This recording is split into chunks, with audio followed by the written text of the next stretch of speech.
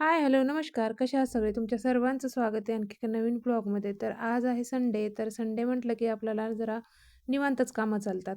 तर मी उठल्या-उठल्या अगोदर इथं पार्किंग झाडायला घेतली होती. ते झाडल्यानंतर इथं ना मी पाणी भरून ठेवत असते रोज. का आमच्या इथं ना ओपन प्लेस असल्यामुळं ना खूप सारे पक्षी येतात आणि बऱ्याचदा ना अचानक गायीही येतात, तर त्यांच्यासाठी पाणी टोपल्यात भरून ठेवत असते मी. ते आवरल्यानंतर लगेचच रांगोळी काढायला घेतली होती. आता आज उशीर झालाय म्हणलं पटकन छोटीशी रांगोळी काढून घ्यावी. दारात पाणी टाकलं आणि रांगोळी टाकली की अगदी अंगण प्रसन्न वाटत असते ना. तर मी रोजच करत असते हे. आज रविवार असल्यामुळे ना जरा लेट झालं होतं आणि लेट झालं की जरा आपल्याला वेगळंच वाटतं.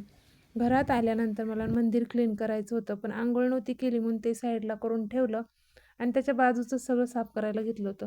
आधी इथं फरशा वगैरे पुसून घेतल्या आणि बऱ्याच ताईंची ना मला कमेंट आली आहे की तुमचा होम टूर शेअर करा म्हणून. तर तोही ब्लॉग मी तुमच्यासोबत लवकरच शेअर करणार आहे. तर नवीन असाल तर चॅनलला फॉलो करा आणि आपल्या चॅनलवर ऑलरेडी नवीन मोठे-मोठे व्हिडिओज अपलोड केलेले आहेत, तर तेही बघायला विसरू नका.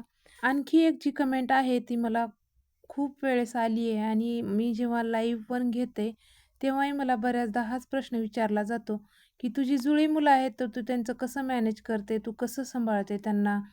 त्यांना प्रत्येक गोष्ट सारखी लागत असेल का?" बरेच तुमच्या या सगळ्या प्रश्नांची उत्तरं मी लवकरच तुम्हाला देणार आहे.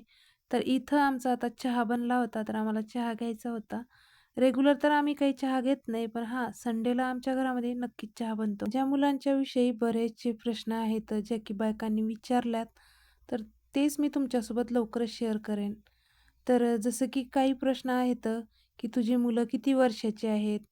तुझी मुलं कोणत्या क्लासमध्ये आहेत? तुझ्या मुलांचं नाव काय? आणि हा एक प्रश्न, की तुमचं गाव कोणतं? तुम्ही कुठले आहात? या सगळ्या प्रश्नांची उत्तरं तुम्हाला लवकरच मिळतील. तर इथं मुलांना मी आत्ता दूध चहा दिला होता. संडेची सुरुवात आमची अशी काय होते, सकाळी उशिरा उठलं ना, की सगळी कामं उशिराच होतात आणि हा ब्लॉग टाकायला मला खूपच उशीर झाला. कारण हा ब्लॉग मागच्या रविवारी शूट केलेला होता. पण सॉरी तुमच्यासोबत लवकर शेअर करू शकले नाही. ते आता शेअर करते. तर हे आवरल्यानंतर कपडे धुवायचे होते. खूप सारे कपडे पडले होते. ते धुवायला घेतले. आता मी वर टेरेसवर कपडे धुवायला जाते.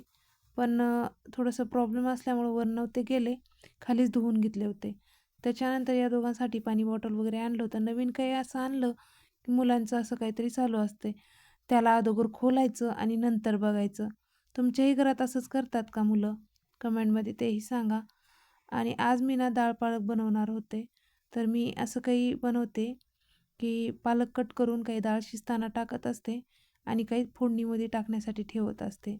तुम्ही कशी करता नक्कीच कमेंटमध्ये सांगा आणि रेसिपी ही कशी वाटली तुम्हाला नक्कीच कमेंटमध्ये शेअर करा. आता इथं कुकर लावलं होतं मी. 3-4 शिट्ट्या झाल्या, की आपली डाळ शिजली. त्याच्यानंतर मी इथं टोमॅटो कट केला होता, एक कांदा कट केला होता, कोथिंबीर आणि थोडीशी पालक कट करून घेतली होती. तेल गरम झाल्यानंतर जिरे, मोहरी, कांदा, कांदा चांगला तळला की कढीपत्ता टाकला आणि त्याच्यानंतर मी लसूण वाटलेला टाकत असते. कारण लसूण करपत नाही म्हणून मी शेवटला लसूण टाकते. हे सगळं टाकल्यानंतर चांगलं तळलं गेलं होतं आणि आमचं मस्त असं वरण तयार झालं होतं. चला तर मग इथंच एंड करते. लवकरच भेटूया. तोपर्यंत बाय.